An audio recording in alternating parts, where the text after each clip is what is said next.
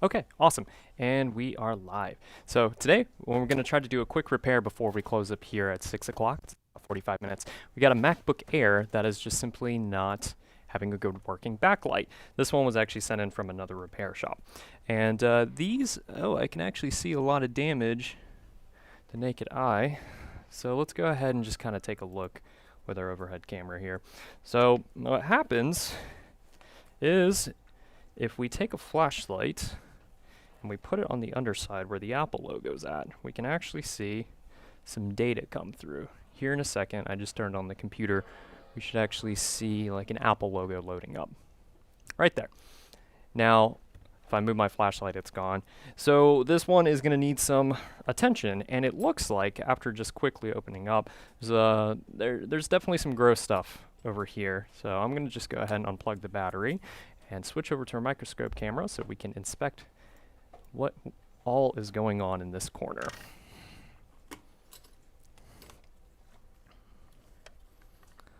So it looks like liquid damage. Something has been spilled into here. Really what I'm most concerned about is going to be this EDP connection, which is where the LCD plugs into, because either the port is bad or the cable itself is bad. It looks like it's on some data lines, but we had an Apple logo, so the data lines itself should be okay. We're probably still going to have to replace the EDP port because it looks just a little burnt up right here. This specific pin is going to connect to our backlight power. Let's unplug this, please be okay. It is really sealed in there, so it almost looks like maybe soda was spilt into this MacBook. Yep, and that's exactly what I was afraid of. So we actually have a burnt EDP cable. So we'll be able to do the board repair, but it looks like we're going to have to replace this cable separately, which is just tedious on this model because you have to remove the bezel on the MacBook Air in order to actually get to the EDP cable that plugs into the LCD side. How's it going, Tim? Good to see you. All right, so just to see, I'm going to go ahead and switch my multimeter into continuity mode, and we're going to probe those gross looking pins to see if that is short. Surprisingly not. So these actually aren't shorted, which means if we had a short, it'd actually be on the board. But it doesn't look like we actually have a short that I can feel, at least after measuring on both sides of the fuse right here for our backlights. We're not getting a short to ground. Of course we do when I touch that. And let's see if our fuse is even working. Nope, our fuse is completely blown. So we're just going to have to completely rework this area, just kind of do some janitorial work, as some people in the board repair Facebook group would say. And I'm curious if anything else is damaged on the other side. So let's just go ahead and pull the board out and inspect the backlight driver. Being that EDP cable is going to have to be replaced, I don't think I'm going to be able to get this one done before we close today. I'll be able to at least get the board section done. But we definitely need to address all of this. So let's just start by pulling everything out.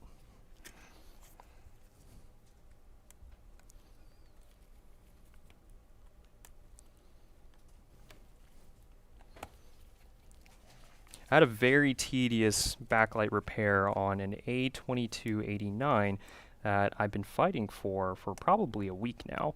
And to make a long story short, there was a I2C connection that the backlight driver was not communicating with the actual backlight on the screen.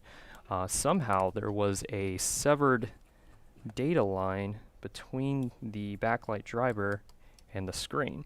And for those, there's really not a good schematic, or a good board view. There's just a PDF of the schematic of how the board is laid out. So you don't really get to see all the test points.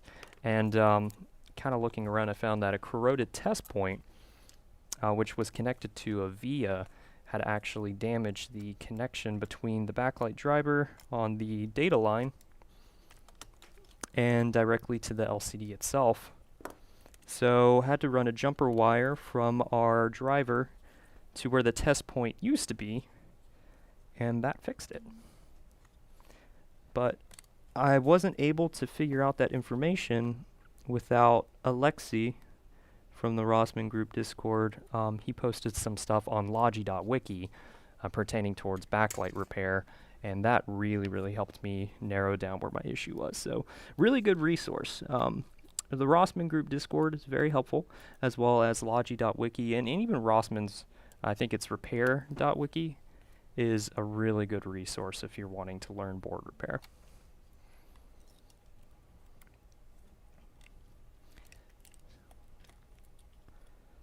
And you know, while we're at it, let's just go ahead and pull the Wi-Fi driver out.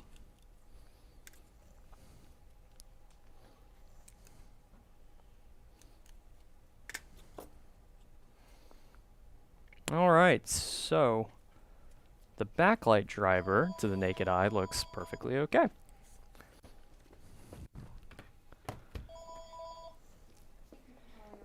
Let's take a look under the microscope and see what we're working with here. Yeah, so you can see where it looks like, we're just going to say it's soda, maybe it's some soup, was spilled, and it got close to the backlight driver, but this part of the board looks unscathed. So it looks like we're just going to have to replace that fuse, potentially that diode.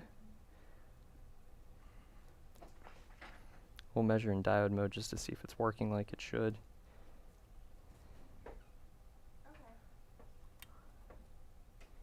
Other than, looks like some food right here. The rest of the computer looks okay. Alright, so let's go ahead and measure, get a diode reading on this to see if this is actually dioding. So let's switch our multimeter into diode mode. Where do you buy donor boards? Donor boards get from various places, whether it's a Facebook group, eBay, you can also find on AliExpress. A lot of the boards I have, honestly, are just boards that I've kind of acquired over the years of just doing Mac repair. And I got a timeout for 1 second. I'll be right back.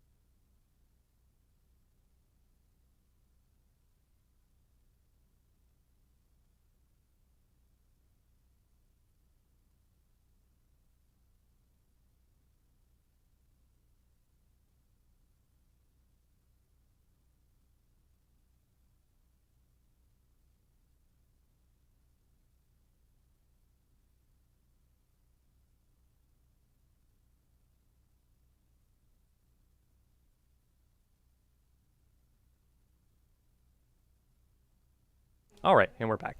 Just had a question.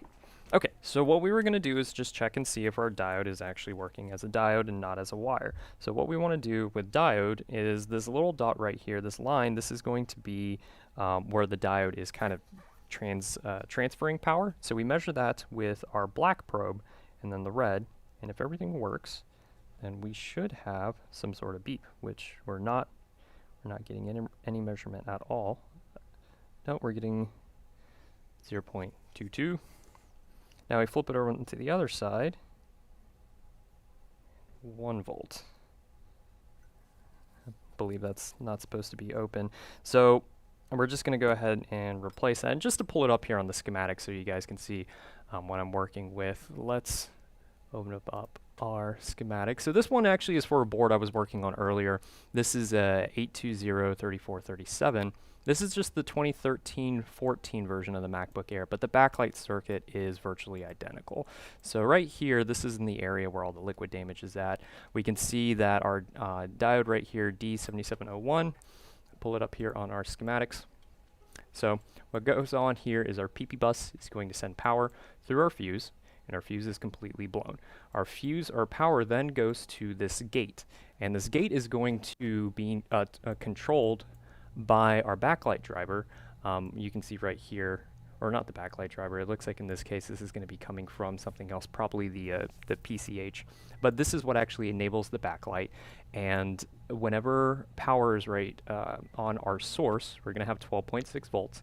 And with this voltage divider right here with these two resistors, once EDP backlight enable turns on, this is going to open up a ground connection on Q7707 and bring our power from 12 volts and chop it down to something smaller on this side. Now, this MOSFET, I think it's an N-channel MOSFET. I'm probably saying that wrong. No, it looks like it's a P-channel MOSFET. I know just because of this little dot right here going up on the gate. So basically, we have 12.6 volts here, and if we have no ground on our voltage divider, we'll also have something like 12.5. Once ground is opened up, this is going to bring our power down much less than 12, which will then allow PP-bus, the 12.6 volts, to go through our PPVN SO switch LCD backlight FET. This is basically the power ultimately needed that will turn on our backlight. We can see right here it continues through this line. The 12.6 volts is going to go through a coil right here where it's going to be boosted from our driver from 12 volts to, we can see right here on the schematic, 50 volts. P MOSFET is what Raul says. Thank you. I usually remember that just based off of the arrow right here. So if the arrow is going away from the gate, I think it's positive, and then if it's going towards the gate, I think negative, so N channel. So I'm glad I was right. So 12.6 volts is going to go through this coil where it's going to be boosted from our backlight driver, which is going to create anywhere from 12 volts to 50 volts. That power then is going to go through this diode, which basically just makes sure that the power that is coming, I think, from our feedback doesn't go back into the line. It just kind of prevents any power from going back in towards the driver or towards the coil. And according to Raul in the chat, he's saying that this is blown anyways. So power then is going to make all of its way to PPHV-SO switch LCD backlight. This is going to be what actually turns on or illuminates the screen. So let's just go ahead and replace our diode since it looks like crap. The capacitors, we'll see if, I don't believe they were shorted, so we can probably just touch them up. And then we'll also replace our fuse because we already measured and the fuse is indeed blown.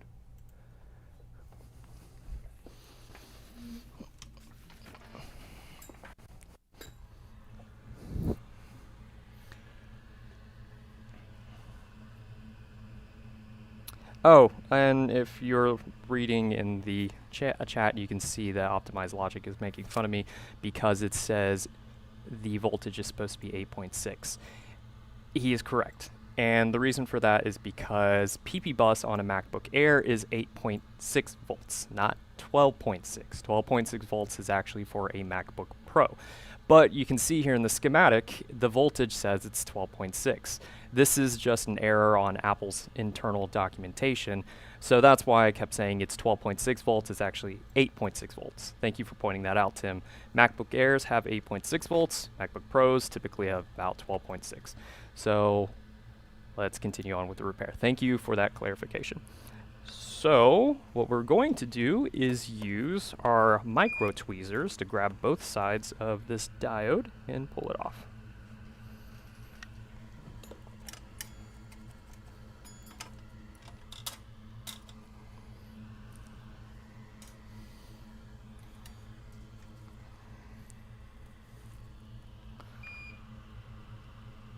So I'm just going to kind of tin up this side right here, as well as this side.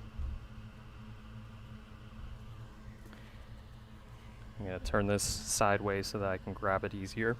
And then we'll also just get our rework station and just kind of hit it from both ends with the micro tweezers and the hot air.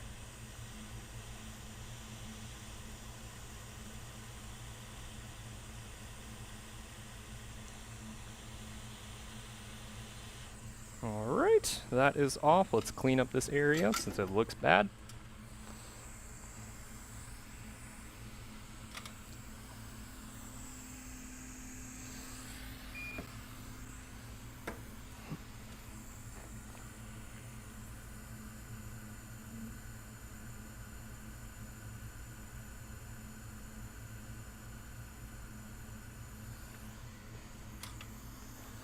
And then what I'll also do is switch my multimeter back into just normal resistance and measure the resistance to ground on this side of the resistor, or diode, I'm sorry. And we have a measurement of 324 ohms and going up. That seems a little low for me. And let's measure this side. Yeah. See, we're in the thousands of ohms, so we're good there.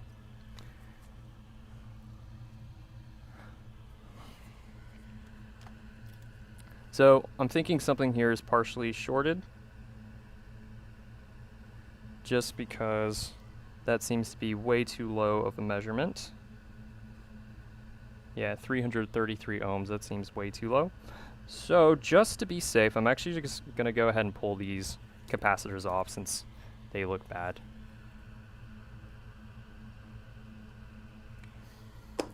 And kind of the same thing like we did with the diode, what I'm going to do with my tweezers to help me remove this stuff faster is just kind of tin up this area. I need to make sure my soldering station's actually set to the right iron. Okay, so let's kind of just touch up these capacitors with a little bit of solder. This is just going to help it melt a little quicker.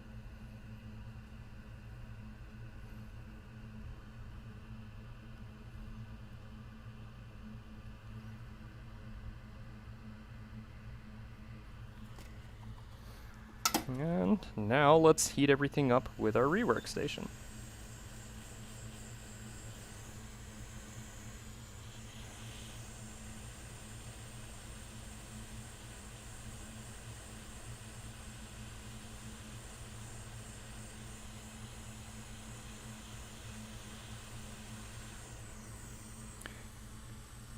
Pedro says, what are we playing with today? This is a MacBook Air. It's 820000165, so either a 2015 or 2017 MacBook Air.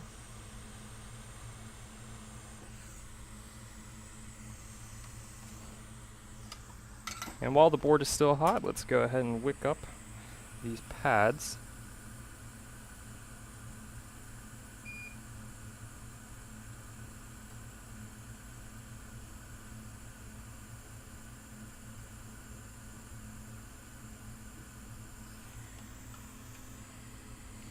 And I'm just going to go ahead and pre-tin them too for the next capacitors we put in its place.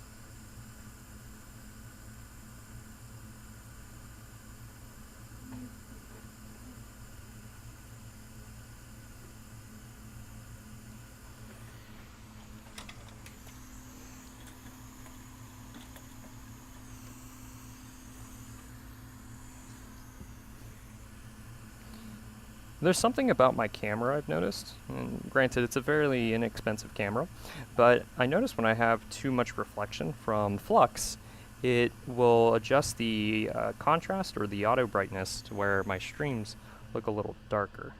So I'm going to just clean this up. Okay, so let's measure this part again and see what we get. We should be somewhere in the thousands. Nope, still pretty low. Actually even lower now, 209. And let's go ahead and remove this anyways, the EDP. So when removing an EDP, very similar to how I just removed the capacitors, what I like to do is take my iron, I'm going to use my larger iron this time, and just kind of run a bead of solder across all of the pads here. And this is just going to help making it melt with our rework station a lot easier. And this is mostly just because the solder that we use is going to melt at a lower temperature than the solder Apple uses at the factory.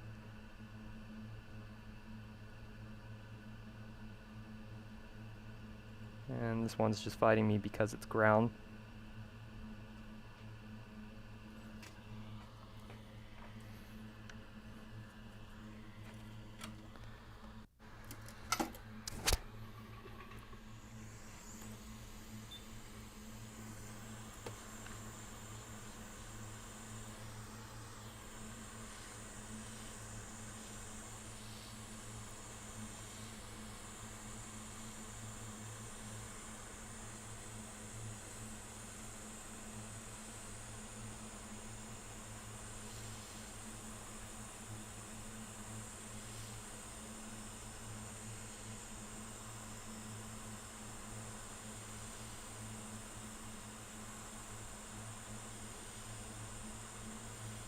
Yeah, before this one, I opened up a MacBook. It was another A2289. Been getting a lot more of those lately, and it looked like someone had dropped it in a saltwater pool, or maybe they were at the beach, because it had a lot of salt corrosion in it. It was one of the worst ones I've seen, honestly.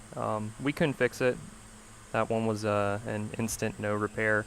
Fortunately, the client had the data backed up, so we didn't need to do any data recovery. So that one got recycled with us.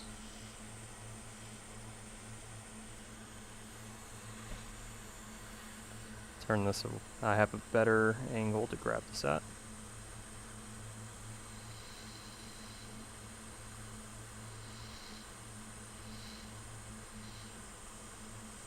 And it seems like the ground pads are fighting me a little bit, which is to be expected, specifically this one.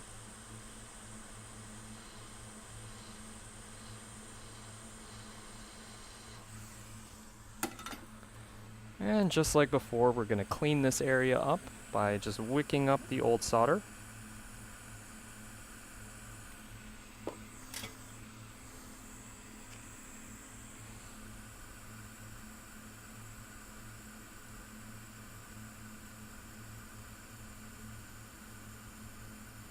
Oh no, we have a pad that's trying to run away. We'll fix that.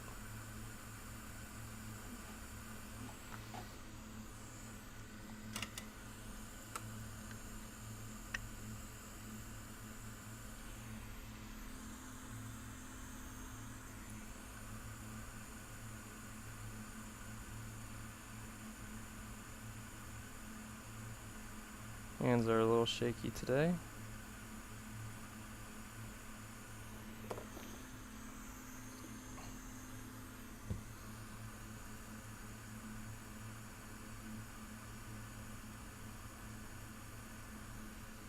And this was actually one of the pads that was heavily corroded.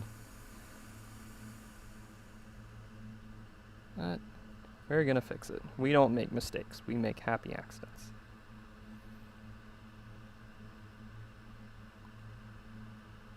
Just kidding. We make mistakes, but we learn from our mistakes. The important thing is fixing your mistakes.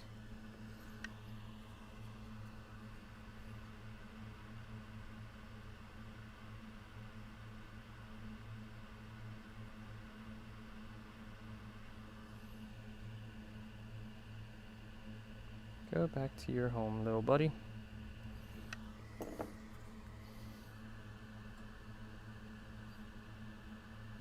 Okay, so if that ever happens to you, what you'll want to do is take a little bit of conformal coating, or mask, and you're just gonna cover the pin in the mask. And this is just gonna help it stick back to the board.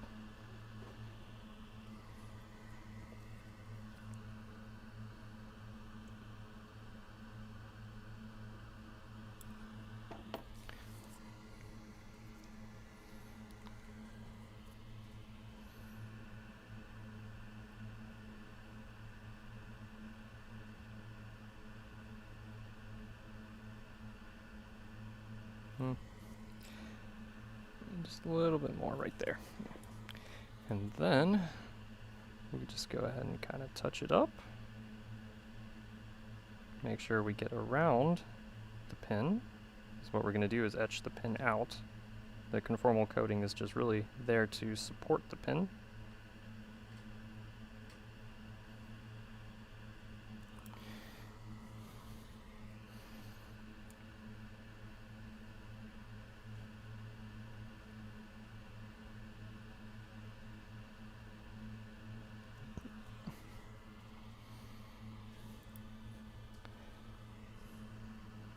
Pedro says that he nails the pins back.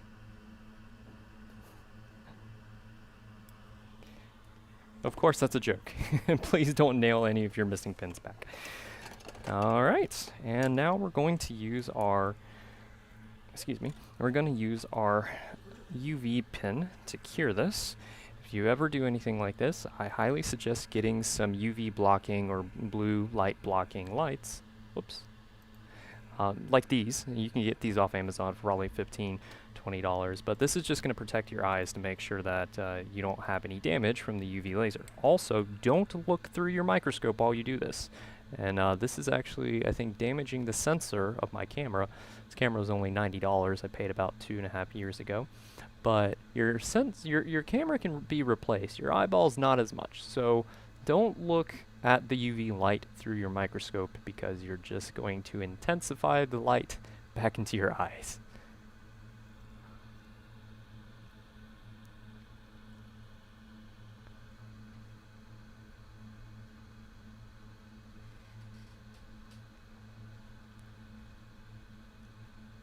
"20 minutes left. Curious if we can get this fixed in time."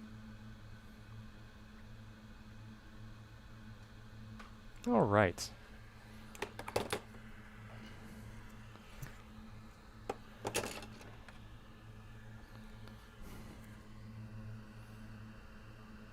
So now that's got more structural integrity. What we'll do is take our scalpel and just kind of scrape away the top layer to expose our pad. But now our pad's not going to just be sliding around.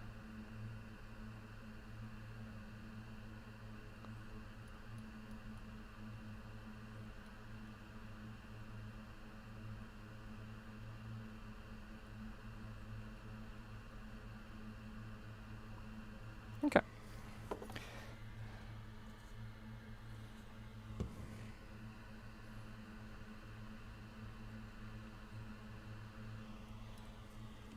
And then let's just make sure that it has continuity between the pin next to it, since they both share the same line.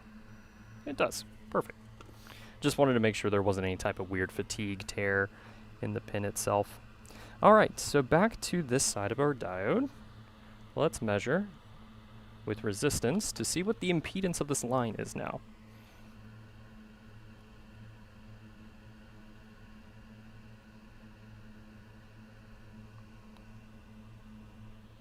And so it is OL. Let me just make sure my tips aren't dirty. To compare, this one was in thousands, 100,000s, and then this side. Perfect.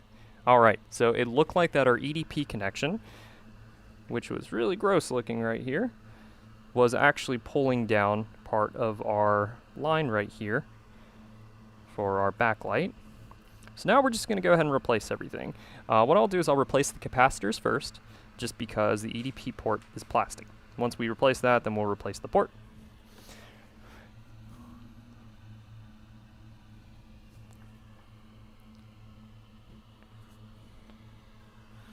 And we're going to need to get donor parts. So let's look through our donor bin and make sure we have one that has a fairly good looking backlight area.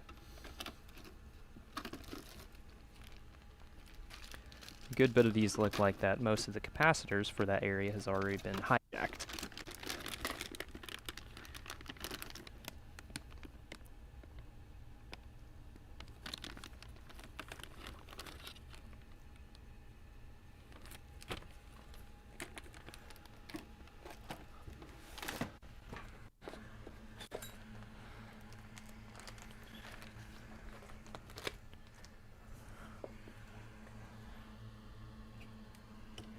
This one looks in pretty good condition. Just to make sure nothing is obviously shorted, let's measure to make sure we're not shorted to ground. Awesome. This side, this donor board looks good. Let's go ahead and start off with the big capacitors, and we'll work our way to the baby capacitor.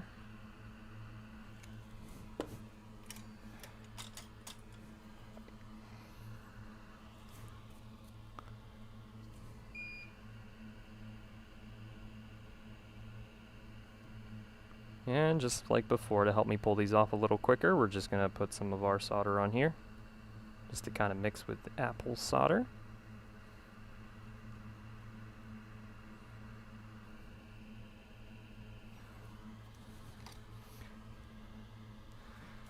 And let's go ahead and take these caps.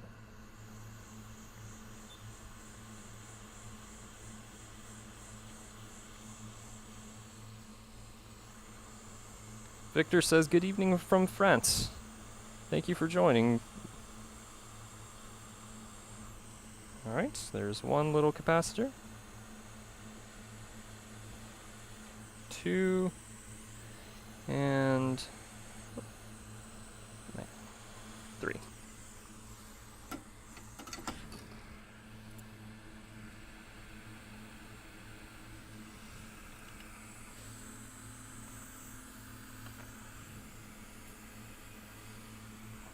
So back onto the patient board.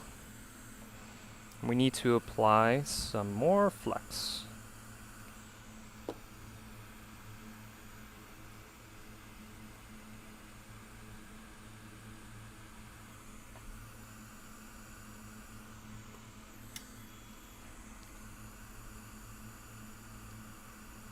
And what I'm going to do is just kind of gently put this in place for the time being.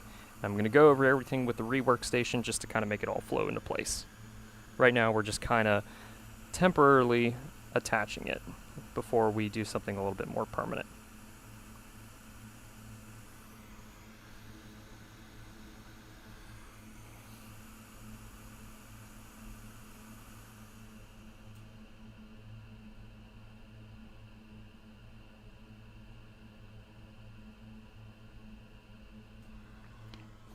Alright, now let's go ahead and take that missing diode from our donor board.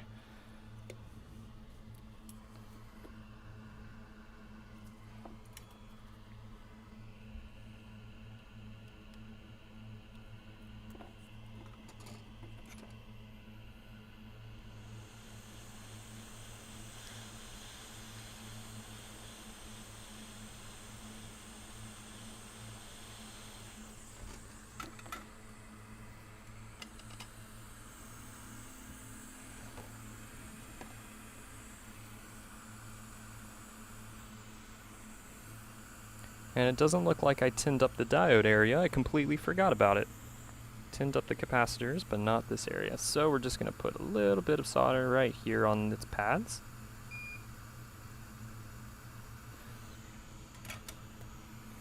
And now, we need to keep the orientation of the diode. So, as mentioned earlier, there's a line that's a little bit darker, and it's going to face this way. And if you ever get lost on exactly where that's at, you can just check here with your schematic. So this one was D7701.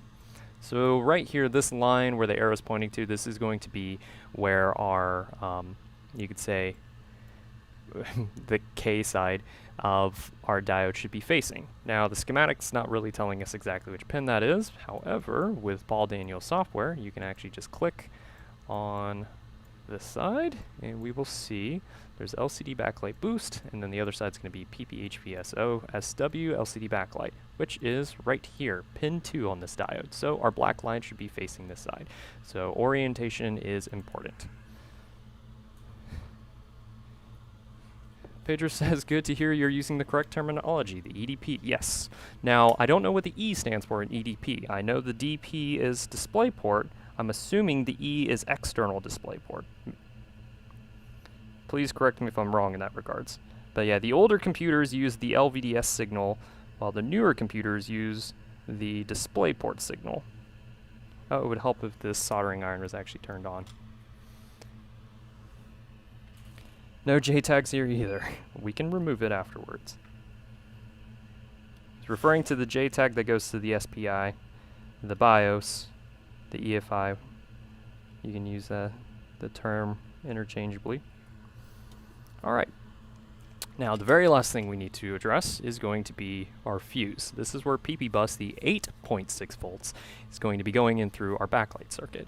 And so whenever we measured for the resistance, this should be a wire or an open line, so we should have a resistance of 0. But instead we have a resistance of 1.5 mega ohms. So this resistor is blown, and it's going to be blown because the liquid damage that went all the way to the EDP cable, which was partially shorted. We had a resistance of about 300 ohms on that EDP port.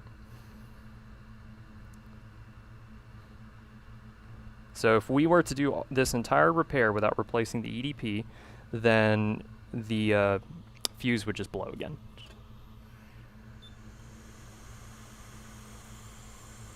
"10 minutes left. All right, let's see if we can get this done before we leave.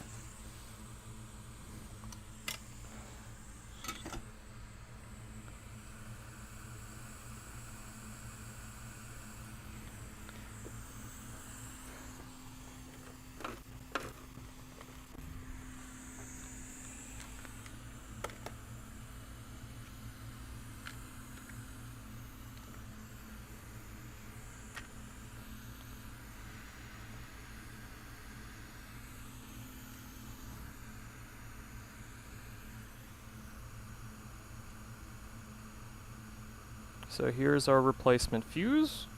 This one I could have pulled from a donor, but I just have a surplus of these that we ordered, so I'm just going to use a new one instead.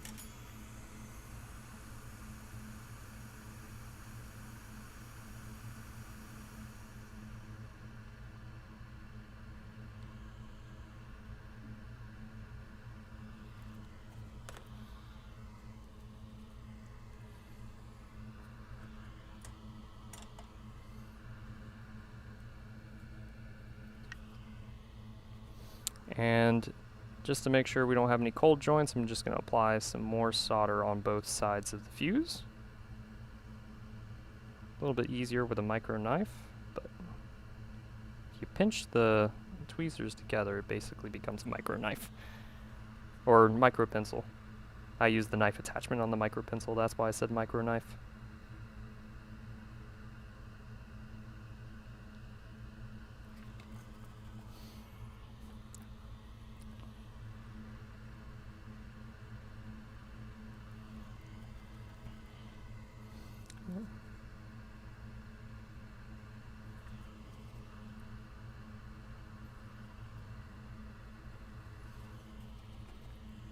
Okay, so now that everything is mounted where it needs to be, I'm going to put a little bit more flux. How are you finding the eyesight in the camera DMM reading setup? I really like it, actually. It was a little bit of a learning curve at first because I'm so used to using my peripheral to just look at a standard digital multimeter. However, forcing myself to just keep my eye in the microscope and slightly looking up instead of looking up to the side, I will say that it has helped significantly with diode mode readings.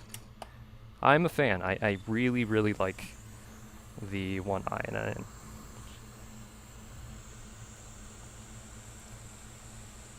Alright, okay, so basically what we're doing is we're just kind of heating up the area while touching our pads.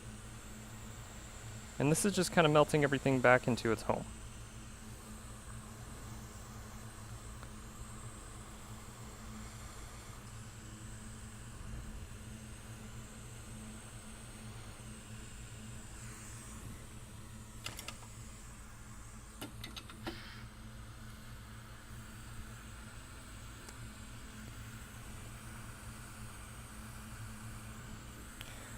Fantastic. So now that all that has been repaired, let's go ahead and apply some solder onto our pins here so we can get ready for our EDP connector.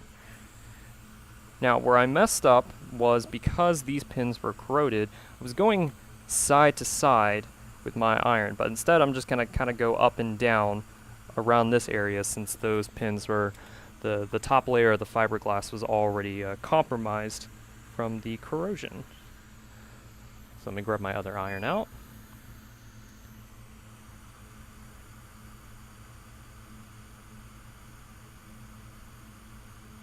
And so the more flux you have for this, the better. But we're not going to be putting a lot of solder here, just basically enough to where we can go back over with our iron once we have our actual connector attached. And it all looks like a hot mess right now, but it's going to look pretty when everything's all said and done.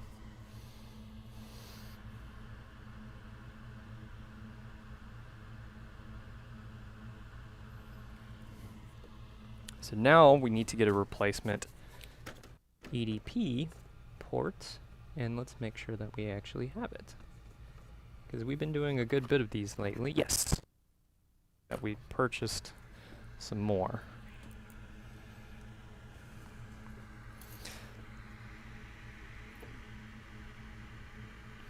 The ones we have, though, don't have the mounts attached to them. And what I mean by that is on the Apple original EDPs, you'll actually have these holes right here that the replacement EDPs have like a little plastic nub that goes and perfectly aligns it. It actually stands for embedded display port. That makes sense. See, and that's something that I could have solved with a Google search, but I guess I just never really looked further into it, but that makes a lot more sense. Embedded display port.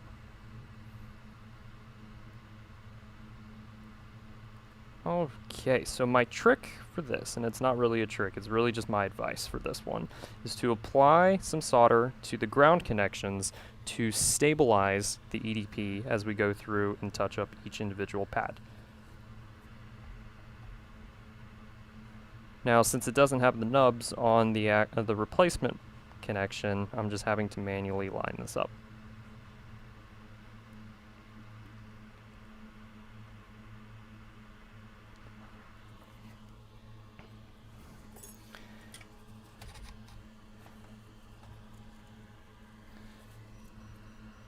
No, don't die on us. I just need to have a better multimeter for the one eye. That's all. This one, it just turns off too quickly. So I have to, it'll beep at me and I just have to remember to actually set it to another setting so it knows that I'm still using it. And I misaligned this, so let's put this back.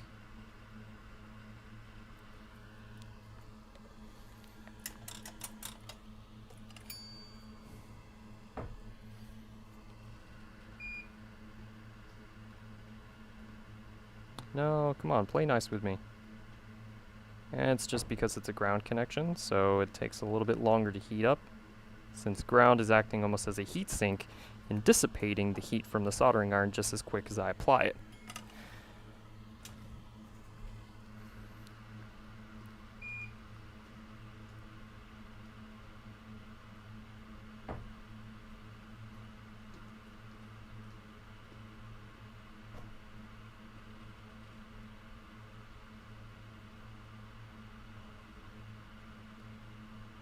Come on, little buddy. There you go.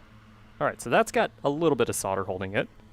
Let's do the same thing to the other side. The other side should be a little easier since we have one side that's holding it together.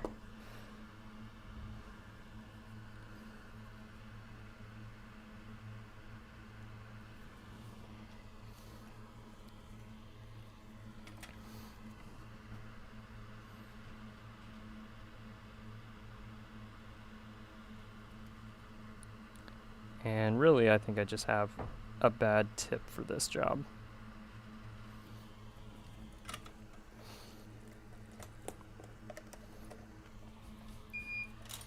Oh no, 2 minutes left. One of my techs is already putting up the computers for the day. Come on, gotta get this done before then.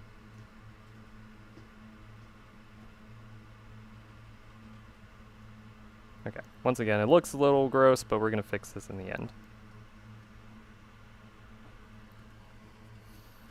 It's because I switched over to my micro knife, which doesn't apply as much heat as the giant chisel tip that I was using earlier.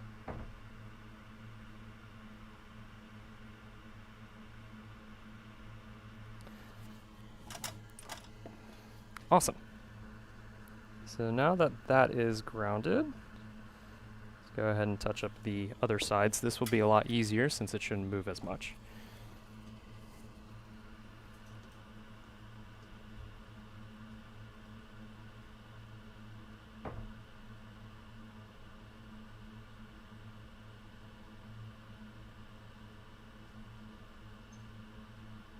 Yeah, that side went on a lot easier.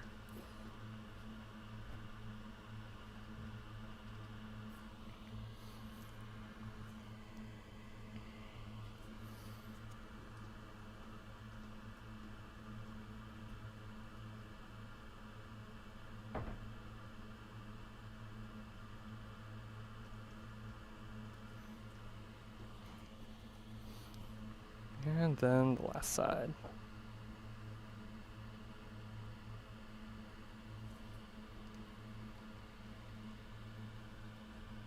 Thank you, Jerry.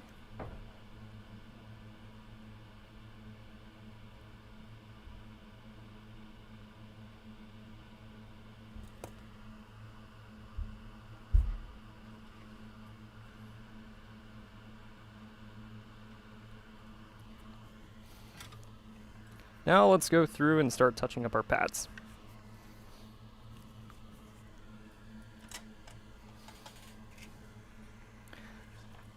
So let's just go ahead and kind of start off with our micro knife.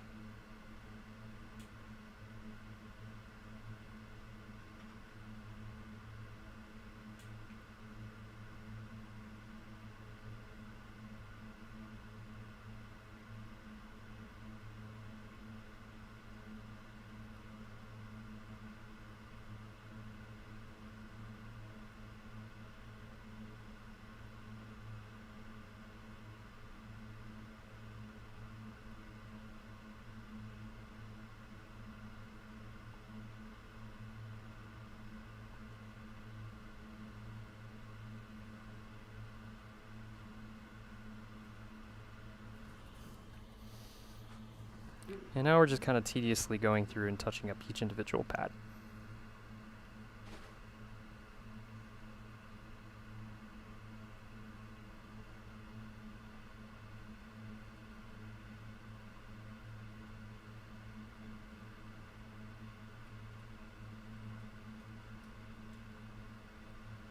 And the side's just being a little argumentative on sticking.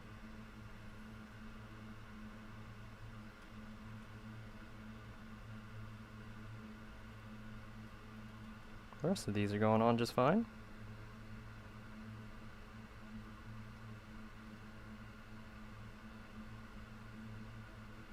Alright, let's revisit this one.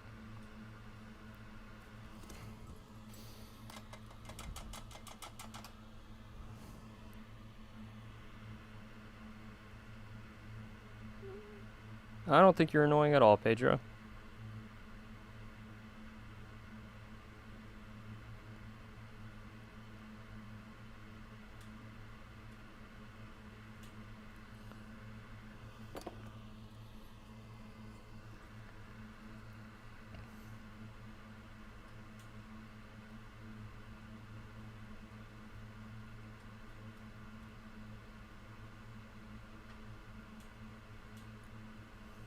Okay, we're near the end.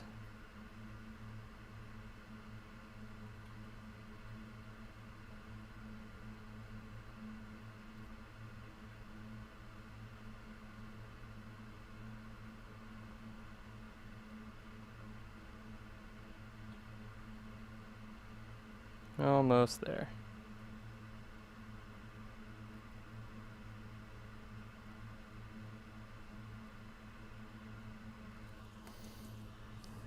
Now let's just kind of touch up these grounds from earlier.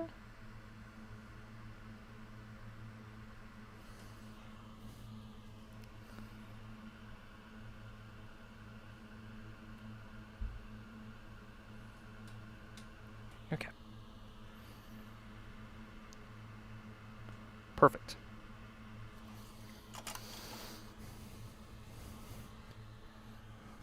Now, as mentioned, the actual EDP cable on the other board looks bad. Now, when we measured it, it wasn't shorted to ground. So theoretically, I could plug it in. However, I don't want to risk it. We're not going to send it out of the door looking this way. We're just going to end up replacing the EDP cable. However, kind of due to time, since I was giving myself a deadline before the end of the day, I'm going to go ahead and hook up another donor screen to make sure that the backlight is working. So, let me go ahead and look in the back to see what we have. And be right back.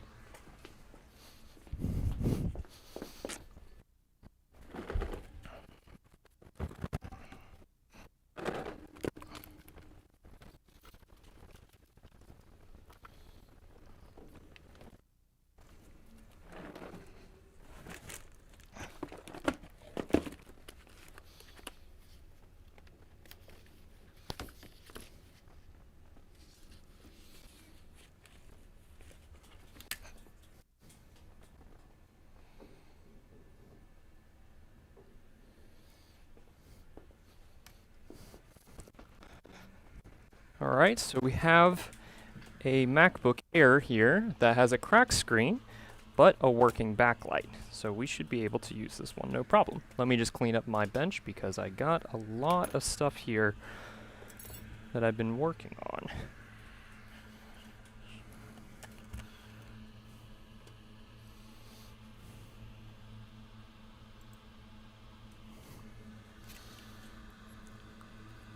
Now, one thing I want to do is make sure that the cable or the LCD itself doesn't have a short on the backlight section. So once we plug this in, we're going to measure to make sure there is no short to ground. Now, I also don't want to just leave this exposed right here, and I don't want to really bend the cable around. So what I'm going to do just to make sure that we don't short anything on the bottom side of the board is we're going to end up just putting a piece of silicone on here. Do you do any spot cleaning before removing the defective components? On certain ones, if they're really, really bad, I will do spot cleaning. However, with this one, we could just measure and see that there were some blown components.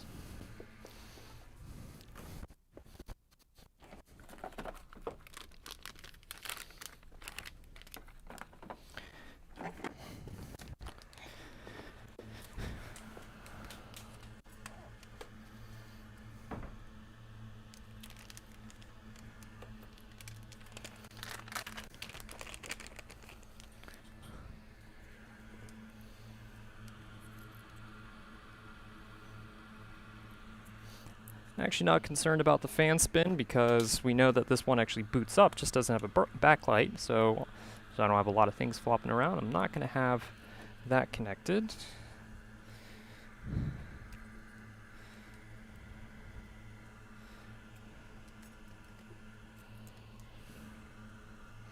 Actually, you won't be able to see that the backlight is turning on because I'm laying everything on top. Just kind of scoot this out of the way and move this because that's where the Apple logo is supposed to pop up. All right. And I know the camera makes it look like this is resting on the actual screen. It's not. The silicone mat is giving us just enough spacer to where everything is kind of floating. Now we'll just have to turn on our multimeters, or not multimeter, but our power supply software to make sure that this is working. So let's hit on. We have an amber light. We're pulling 500 milliamps. And as you can see, because this is completely cracked, we have a working backlight. Now, I skipped a step that I probably should have done beforehand. And I apologize if I sound like I was rushing. But really, before I did any of that, as I mentioned, I should have really measured to ground on our backlight because this screen could have been a bad screen and just completely blown our fuse. So that is a step I should have done. I apologize for not taking that step here. I also should have made sure that after replacing the fuse, we had continuity between pin 1 and pin 2. That was something else that I skipped as well. Complete oversight on my side. Fortunately, it looks like everything was working okay in this side. But if you're doing a backlight repair, I definitely suggest just make sure everything works before you plug it in, or else you may be doing the repair twice. So this is a successful board repair. Once again, just to show you over here on our screen, this is a damaged screen, but it's okay for testing out the backlight. We know the computer itself turns on. In fact, I'm just going to go ahead and shut it off since we don't have our fan on. It's not properly cooling. So that is turned off. Just a quick little rundown of what happened here is we had a lot of corrosion, look like soda damage, in this side of our board, which is where the screen plugs in. Specifically, it was around our backlight, and it looked like a couple of data points over here. Right here is like PB3, B3, SO, switch, LCD, UF. So we did have some corrosion in this area, and our diode for D7701 appeared to have been blown. After we removed our diode, we measured on pin 2, which is PPHVSO switch LCD backlight, which we can see right here on our schematic. This is going to be that 12 to 50 volt line that actually puts out our backlight. When we measured on pin 2 of the diode, we still had an impedance on the line of about 200 to 300 ohms. If we did not address that short, or that low impedance, it wasn't a full short, but it was still a very, very low impedance. If we just replaced the fuse itself, the capacitor, the diode, it would still blow the fuse again because something is still pulling enough amperage through that fuse that it would have killed it.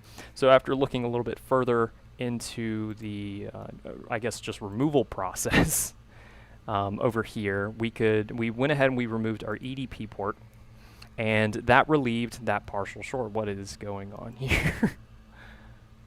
1 second. Okay, that relieved our partial short, and we just had an open line at that point. So we replaced our EDP port, we replaced our really chunky looking capacitors right here as well as our diode, and we also replaced our fuse because our fuse on our PP bus, which is 8.6 volts, not 12.6, thank you again Tim for pointing that out, it was blown, so it wasn't actually going to send power to the rest of our rail. So that is a successful board repair. I am about 10 minutes over, but at least we got it done. This is going to need an ultrasonic cleaning just because it did have liquid damage. We don't know if it's hiding anywhere else. And then we're also going to replace that EDP port on the cable on the screen itself. That is a tedious repair in itself that unfortunately I don't really have the time to do a video on that today, but we will have to end up removing the metal bezel from the MacBook screen. This one actually you can kind of see we've already done that. So this is going to peel off, which is actually really good to show you. And the cable is going to run up the T-con board And you can see it's actually flipped upside down. So we're going to have to remove the bezel, pull the T-con board out a little bit to replace this cable. And that takes about 30 to 40 minutes in itself. Anyways, I'm just rambling at this point. And thanks everyone who's been joining me in the chat. And I will see you guys in the next one. Have a great weekend. Bye.